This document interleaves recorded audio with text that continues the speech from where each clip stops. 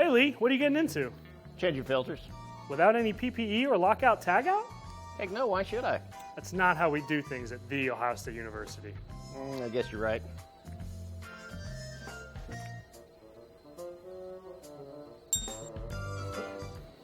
Hi, my name is Sean Rich, and I'm a building systems technician for The Ohio State University.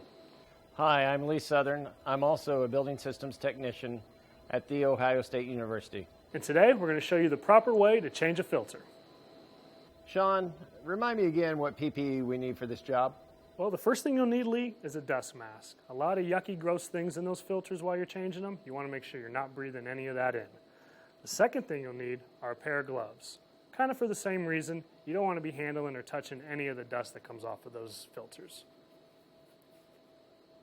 Third thing, eye protection. You have glasses on, so you won't need them, but if you didn't, those would really come in handy as well. And last but not least, along with following confined space procedures, is your lockout tagout, most importantly.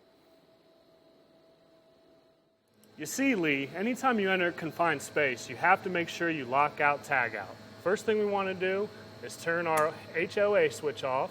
Second thing we want to do is turn our inverter off, and then we want to kill the power to the whole unit.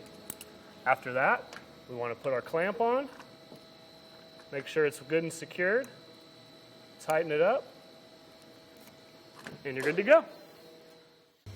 Now that we've locked out and tagged out our equipment, now we can enter our confined space. On today's video, we're replacing the bag filters. So you need to place the clips so you can remove the filter. Pull it out. Let's look how dirty it is.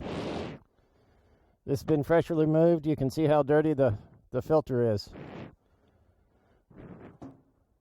This is the new one. You might notice that it's different in color, and the frame is a different material, different manufacturers. This will happen. They come in different sizes as well. And now we're going to install it. Just a reverse of a removal. You want to place so the pleats are vertical and not horizontal, because if they're horizontal, they'll collapse on themselves and it'll slow down the airflow. Put the clips back in position so it won't fall out. There we go. Simple as that. Only 40 more to go. Okay, we've reached the part of the video where we're going to discuss the Magnehelic. The Magnehelic uses inches of water column to detect static pressure across our filters. As our filters accumulate dirt and dust, our Magnehelic is going to rise and rise. Anything between 0 and 1 is going to be an okay to average filter. Between 1 and 1.5, you're going to think about changing, and anything over 1.5, you're definitely want to consider changing.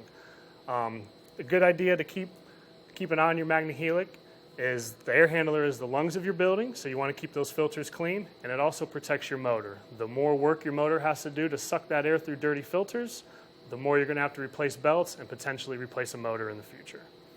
Well, that wraps up today's video on how to properly change an air filter. Just remember these 3 steps anytime you're entering a confined space. Number 1, lockout tagout.